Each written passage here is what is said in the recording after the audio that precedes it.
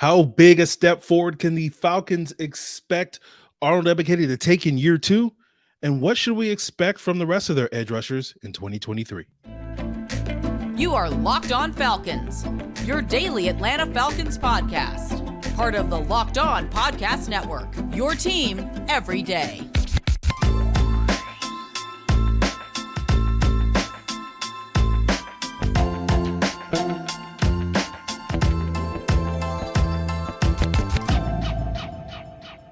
So, guys, you know me. I'm Aaron Freeman, aka Mr. Drew, aka Sirius Black, and a very humble host of this illustrious Locked On Falcons podcast, your daily Atlanta Falcons podcast, part of Locked On Sports Atlanta, your team every day. And today's episode is brought to you by LinkedIn, who's going to help you find the qualified candidates that you want to talk to faster. Post your job for free at linkedin.com/LockedOnNFL. That's linkedin.com/LockedOnNFL to post your job for free. Terms and conditions apply. And we thank each and every one of you people that make this illustrious podcast your first listen each and every day. Of course, shout out to the everydayers. Follow in their footsteps by subscribing or following for free on YouTube or wherever you listen to podcasts. So today we're continuing our positional breakdown ahead of 2023 Falcons training camp, talking about the defensive side of the ball all week long. And today we're talking about the edge rushers.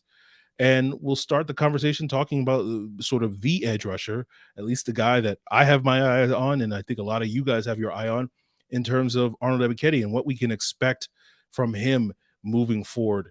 And we're going to talk quite a bit about expectations, not only on today's episode, but throughout this week when we talk about the other defensive positions, or sort of how mine are different than yours. And, you know, I have expectations for Arnold Ebiketie, and he's going to potentially make that all-important year two jump, right? But the difference probably between me is, and you, that I'm probably not as married to those expectations as maybe some of you guys are. But in terms of what my expectations are, um, you know, I'm kind of expecting Ebiketie to be kind of like a 6 to 8 sack guy this year, 40 to 50 pressure guy, and he could be more than that. He could be less than that. We'll see. But part of the reason why I'm reasonably high on Arnold Ebiketie and what he'll do this year is the same reasons I was pretty high on Arnold Ebiketie and what he could do here in Atlanta when we drafted him. That, my evaluation of Arnold Ebiketie, that he was a pretty technical pass rusher, much more technical than a lot of collegiate pass rushers. And that's a good thing because unlike a lot of collegiate pass rushers, I didn't think Arnold Ebiketie, despite having, excellent athleticism, didn't rely on his physical tools to win at the collegiate level, nor does that suggest that he's not going to rely on those same things to win at the NFL level. And that's valuable because, to me, while athleticism is certainly very important when it comes to rushing the quarterback, I also think technique is sort of the thing that often separates the men from the boys. And you've heard me say this a bunch on this podcast over the years when talking about how I think about pass rushers. And this comes from, basically 2 days or 2 decades, I should say, of experience and observation. It seems like 2 days because I'm so humble. But, like you look at these guys that can rely on their physical tools to just consistently win, especially early in their NFL careers, and continue to do so without necessarily developing that technique. You have to be this sort of level of physical freak, like a Julius Peppers, like a Ziggy Ansah. And if you're not that level of freak, then to me, oftentimes your success and failure in the NFL is going to be tied to how refined and technical you become over time. And I think that's a big reason why players like Vic Beasley and Takk McKinley didn't quite live up to expectations here in Atlanta, because they never really got beyond relying on those physical abilities. And, that's important because at the NFL level, while we know defensive linemen generally are more athletic than offensive linemen, the offensive linemen that make it to the NFL and become, reliable starters in the NFL are no joke from the athleticism department, right? You're not going to just simply line up and out athlete guys like Ryan Ramczyk and Tristan Wirfs and Taylor Moton and Ike Ekwonu, the various offensive tackles that you're going to face regularly in the NFC South, let alone, players like Trent Williams and Teron Armstead and other top players elsewhere in the NFL. And, throughout all of last season, a lot of people were constantly, asking me for updates, like where you think Arnold Ebiketie is and what is his progress. And, generally I was like favorable about where Ebiketie was as a rookie, because what I liked about what he did in his rookie season and why I'm, optimistic about what he could do now in year 2 is I like the fact that Ebiketie as a rookie was trying stuff. And what I meant by that is, he was using different moves. Now, it felt like a lot of times as a rookie, he was just kind of throwing stuff at a wall in terms of the moves that he was using and seeing what would stick rather than having intention. And so what I'm expecting from this year is a lot more intention in what Arnold Ebiketie is trying to do, right? That he's, using specific moves because through experience of playing some of these offensive tackles and or the film study that he's put in this year, he knows, okay, this move may work against this offensive tackle because he's weak in this area or whatever. So that sort of intention of being intentional about how he's utilizing those moves, and rather than just basically just throwing everything and hoping something works, right? Now, that being said, even with the jump I'm expecting Ebiketie to make, I would probably say, probably relative to some of you out there, my expectations for him may be modest, right? I think he's on the path to potentially be a double-digit sack guy, but I'm not really expecting him to be that player this year. I'm more expecting that player to come potentially in year 3, in year 4, because, while I think we'll see him being much more intentional with his pass rush repertoire and arsenal of moves this year, I don't expect him to quite master it enough that you need to in order to be that sort of super reliable double-digit sort of sack guy. But I'm certainly eager to see the growth, the development, the improvement that he shows, over the next 6 months. I'm eager to monitor that growth. And we talked quite a bit on yesterday's episode about, who's the alpha in the pass rush room. And of course, we were talking about that in the context that Grady Jarrett is that player. But it's also going to be interesting to sort of see who can also emerge. And I think Ebiketie is your best candidate to emerge as that sort of co-alpha rather than, using beta, because, the Andrew Tates of the world wouldn't appreciate those terms here on this illustrious podcast. But, when we're talking about the quote unquote alpha, right, we're talking about, to use a baseball analogy, that guy that can close, right? Or to use a basketball analogy, that guy that can get you a bucket, right? It's 3rd and 7, fourth quarter, opposing team is driving down the field or in a position to drive down the field for the game winning or game tying score. And you need to get Trevor Lawrence on the ground. You need to get Dak Prescott on the ground. You need to get Bryce Young on the ground. Who's going to be that guy? And I think Grady Jarrett is proven that he can be that guy, but I think Arnold Ebiketie is the guy that has the most potential of anybody to turn into that guy, this year, as in addition to Grady Jarrett, and into the future. So we'll see where he is when measured by that stick by years in. And I'm hoping that he's, sort of closed the gap, that, to the point to, even if he isn't that guy by the end of the season, next year when we're doing off-season content and summer content, and I'm asking various guests to come on the podcast, who's your breakout candidate? And I say, other than Arnold Ebiketie, because of course everybody thinks Arnold Ebiketie is going to show that growth and be that breakout star player, because he was right on the cusp of being that guy at the end of last season. And so it's just like a hop, a skip, and a jump away from him being that player in year 3. So that's what I'm hoping to see from Arnold Ebiketie over the next 6 months. And we'll see if he lives up to those expectations. And we'll see what sort of expectations we should have for the rest of the young pass rushers in this edge rusher group. And we'll talk about why my expectations for those guys aren't quite as high as they are with Arnold Ebiketie. And we'll talk about the guys that the Falcons have drafted in addition to Arnold Ebiketie over the last 3 off seasons, like DeAngelo Malone, Ade Ogundeji, and Zach Harrison, and what their expectations are moving forward on today's Locked On Falcons.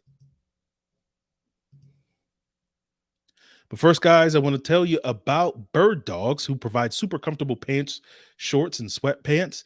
And their stretch khaki shorts are designed to fit slimmer through the thigh and leg to give you that truly sculpted look, so that when you're out there doing leg day, you can show off those gains because unlike regular other shorts, they're not made of stiff restrictive cotton. With Bird Dogs, they've invented cloud knit fabric that looks and stretches, looks like khaki but stretches to give you that slimmer fit and won't have to sacrifice movement. And recently, Bird Dogs served another function for me because I was on vacation visiting the beach this past weekend, and I forgot to pack my bathing suit, and so I just used Bird Dogs as my bathing suit, and it worked well. They have those built-in liners unlike other shorts that, keeps everything nice, snug, and cozy while I'm swimming in the ocean. So if you want to try Bird Dogs yourself, go to birddogs.com/lockedonnfl for a free Yeti style tumbler with your order. And that's birddogs.com/lockedonnfl for a free Yeti style tumbler.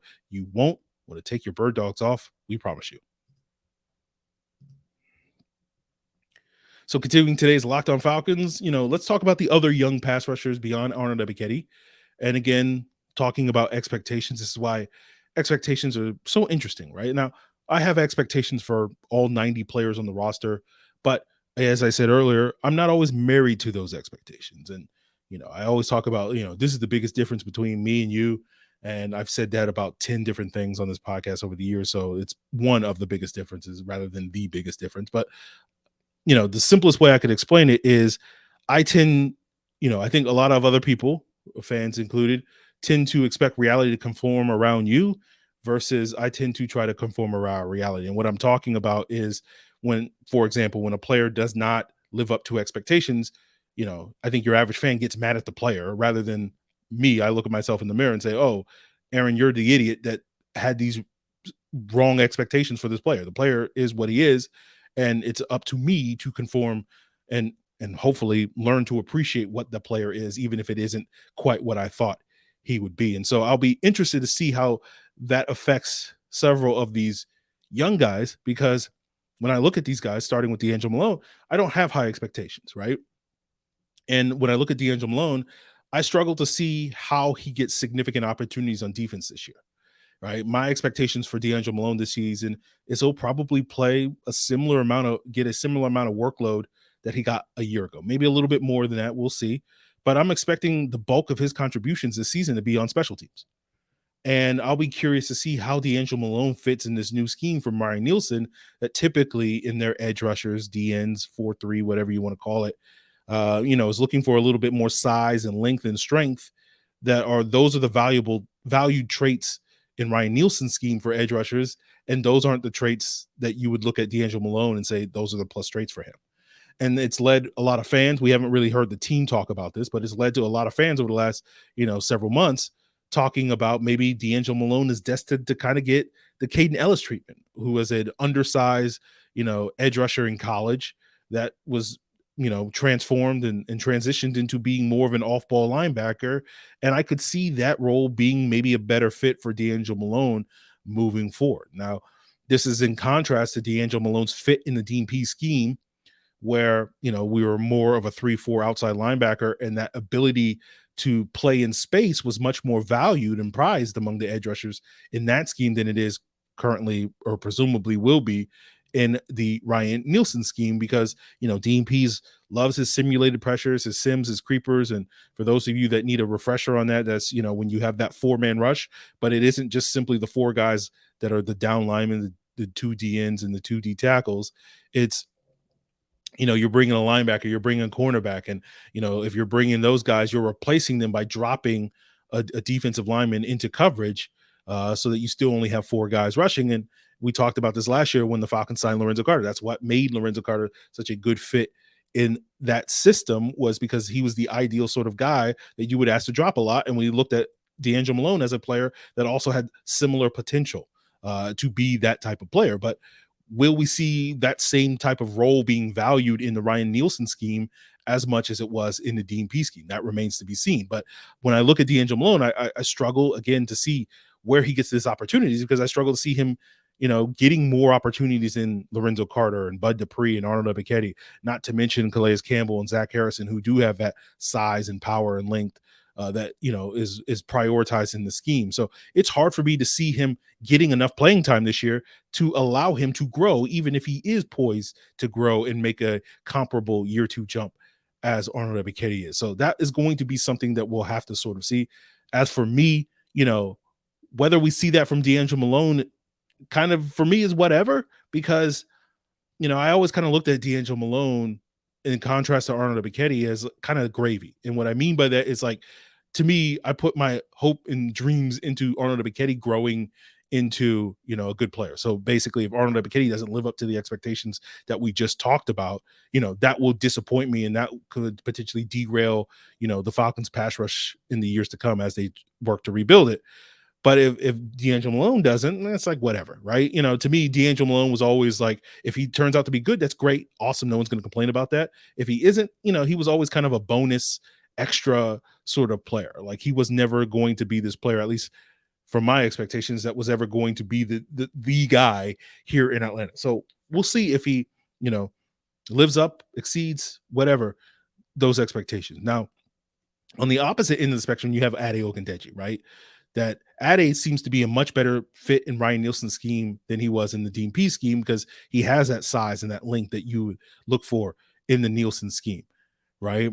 And we didn't talk that much about Ade last year because he didn't make too many plays, but the few times we did talk about him on the podcast in a positive way, it was talking about how he seemed to be a little bit more comfortable playing more as that hand in the dirt defensive end and being the sort of 3-4 outside linebacker that the Falcons were trying to make him into. And so theoretically, you could make an argument that Ade Ogundeji is poised to blossom now heading into his third year in the NFL, much more so than he was going into year two, even though he didn't make those gains in year two. So maybe he makes that jump this year, right? Yet, despite saying that, I don't project Ade Ogundeji to make the team. So once again, low expectations, right? He's in that same group with Frank Darby and Jalen Mayfield and Darren Hall that we've talked about and will talk about from these 2021 draft class that, didn't show enough growth in year two. And now we're potentially on the roster bubble heading into year three. And for those aforementioned reasons, there's a case I should be much higher on Ade Ogundeji this summer than I should be.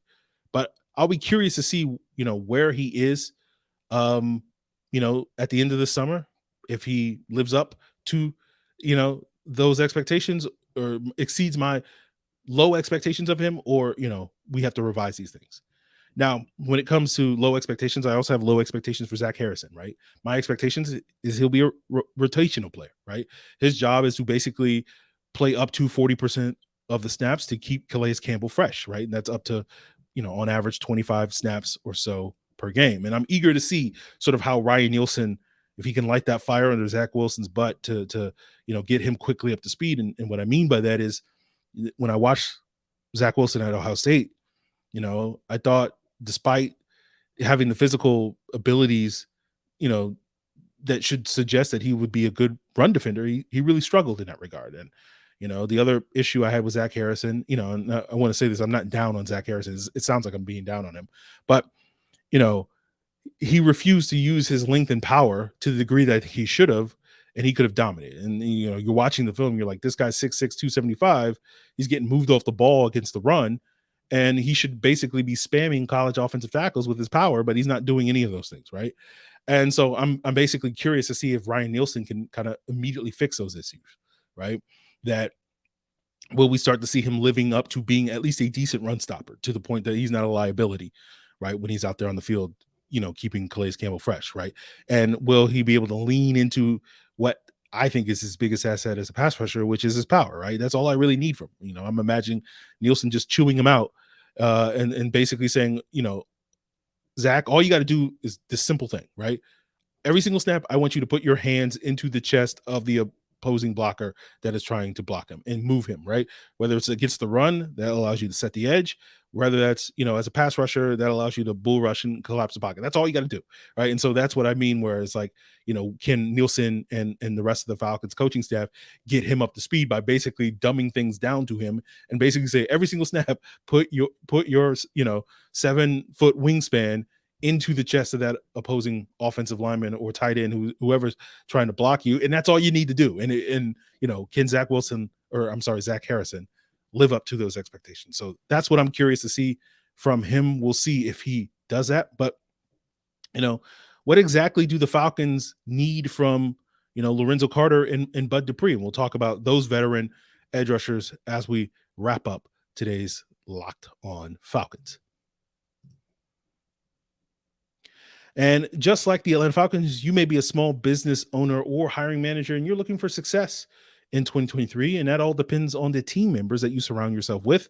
whether we're talking edge rushers or, the people that, are the qualified candidates for the job that you're looking for. You can find those at LinkedIn Jobs and be quickly matched with the qualified candidates that have the right skills, values, and experience to help you achieve your goals in 2023, right? Just like a football team, you're trying to make the playoffs, you're trying to get over 30 sacks, whatever you want to do, put your job post for free in front of over 800 million member profiles to find the most qualified candidates. With LinkedIn Jobs, it's easy to screen and rate applicants based on their job qualifications all on one platform. It's why small businesses rate LinkedIn Jobs number one in delivering quality hires versus leading competitors. LinkedIn Jobs is going to help you find the qualified candidates that you want to talk to faster. So post your job for free at linkedin.com/lockedonnfl. That's linkedin.com/lockedonnfl to post your job for free. Terms and conditions apply. So wrapping up today's Locked On Falcons, I want to give a shout out to my everydayers who tune in each and every day to this illustrious podcast as their first listen. And tomorrow we'll be talking about the off-ball linebackers. So we'll be getting into Caden Ellis and Troy Anderson and Michael Walker and, all the expectations involved with those guys. But we'll wrap up today's episode talking about the expectations for the two veteran pass rushers that the Falcons have in Lorenzo Carter and Bud Dupree. And let's talk a little bit about Lorenzo Carter, who I did not expect, talk about expectations, the Falcons to bring back, because as I mentioned earlier, he was such a Dean Pease sort of fit and questioned whether he would fit in this Nielsen scheme, and while he doesn't have the sort of classic size that you look for, I do think, to Lorenzo Carter's credit, he does play a little bit bigger than, a 250 pounder. So maybe he does wind up fitting in that regard. And when I look at both Carter and Dupree, they're not the same player, but they're very similar players in that they tend to live and die based off of their power and their effort, right? That's what they're really bringing to the table. They're not bringing a whole lot else to the table besides those two things, right? They're not guys that are going to be refined pass rushers. They're not super technical. They're not setting up moves. There's not a whole lot of diversity in their moves. It's just, bull rush, bullying guys, and that turns them into capable role players. And that's fine, right? When you're the fourth or fifth guy in a rotation, like Carter was in New York, but Dupree was, at the height of his career in Pittsburgh, right? But that only becomes a problem, those guys being role players, when you're asking that guy to kind of be your number two, right? Which is what was Carter last year in Atlanta. And certainly, what Tennessee was expecting from Dupree 2 years ago when they paid him $16 million, over $16 million a year, to be more of a number two guy there. But, I think the good thing for the Falcons is this year you're kind of expecting both of those guys to be at most the fifth or sixth guy in terms of the Falcons pass rush rotation, right? Behind Grady Jarrett, Arnold Ebiketie, Calais Campbell, David Onyemata, in whatever order you want to put them. You also throw Caden Ellis into that top five and put, Dupree 6, Carter 7, whatever, right? Potentially where we're talking about that. And, that means that I kind of foresee these two guys, Carter and Dupree's main roles, to kind of play some of those early downs so that you can keep that main foursome or fivesome, whatever you want to call it, sort of fresher on those passing situations, right?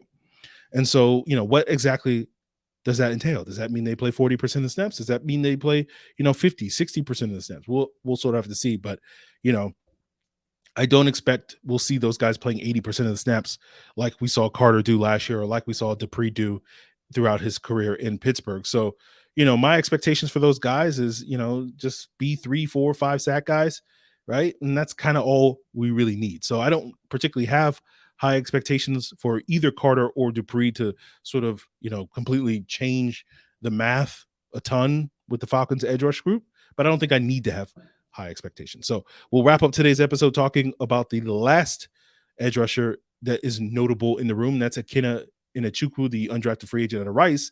And he's notable in part because, he's factoring in why I feel like the Falcons may be looking to move on from Ade Ogundeji, because they're similar in terms of their skill set, both similar size, both long, not the most explosive or bendy pass rushers, but have decent straight line speed. They can set the edge against the run, and to me, what's notable about Enechukwu, was that he got 6 figures as an undrafted free agent. And, clearly he was a player that the Falcons saw up close and personal at the Shrine Bowl during the practice week. And clearly they must have liked something in order to give him that type of money. Now, normally I think guaranteed money for undrafted free agents can be overrated.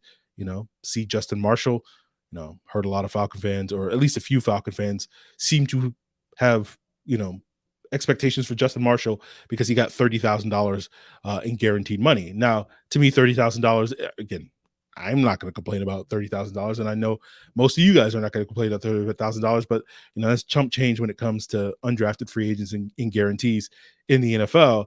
But I would say, when you get 6 figures, $100,000 like Enechukwu got, that does become a lot more meaningful, a lot more significant. But despite that type of money, I am hard pressed to see Enechukwu make the team, right? Because I'm expecting the Falcons to keep 5 edge rushers on their 53-man roster: Ebiketie, Malone, Harrison, Carter, and Dupree. And so, where does that leave Ade Ogundeji? Where does that leave Ikenna Enechukwu, right? And so my expectations is, that probably that guy, either one or both, are headed for the practice squad. And, we'll see what Enechukwu could do. So that's going to be something to keep an eye on, that battle between what I perceive to be Ade Ogundeji, who's probably edge 6 in this group, against Enechukwu, who's edge 7. So we'll see who wins that competition. But in conclusion, I think there's a lot of questions about this edge rusher group. The first one being, how good Ebiketie is going to be this year. I think he's going to be pretty good, but we'll sort of have to see. Right. And I think everybody else in this group is varying degrees of role players, right?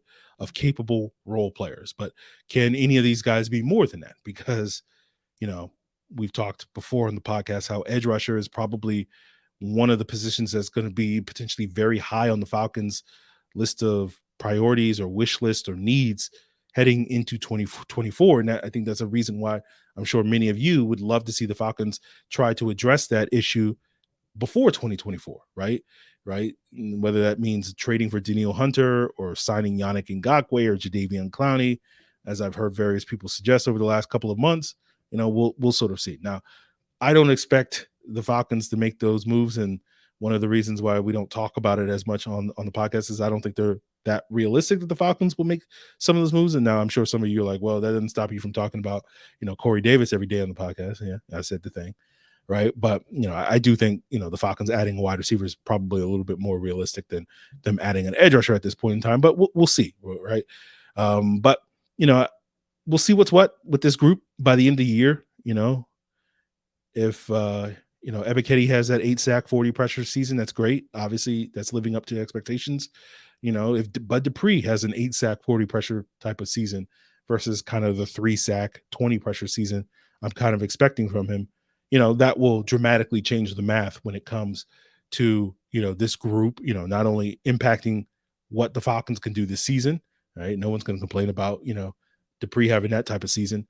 And it also will impact what the team's plans are moving forward at this position. So we'll just sort of have to see what the Falcons do at this edge rusher group. But I think they have some young pieces. We'll just sort of have to see how quickly some of these young pieces mature, and if that means that the Falcons may not necessarily, if they mature faster than what I'm expecting, and maybe some of you guys are expecting, we'll see if that changes the math on how they deal with this position moving forward. But I'm very curious to see where your expectations are for this edge rusher group. Are they below, at, or higher than what mine are? Please sound off in the comments, or you can hit me up on email via lockedonfalcons@mail.com.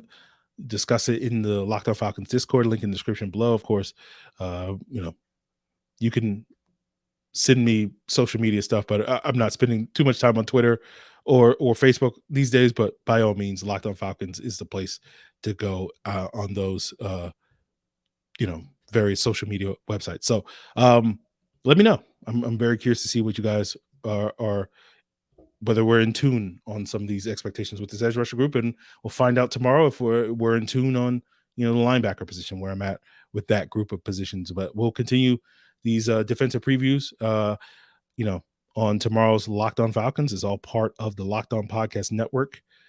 Make sure you make Locked On Falcons your first listen, and check out Locked On NFL For your second listen, Locked On Sports Atlanta, Locked On Hawks, Locked On Braves, Locked On Bulldogs, all that and more, part of Locked On Podcast Network, your team every day.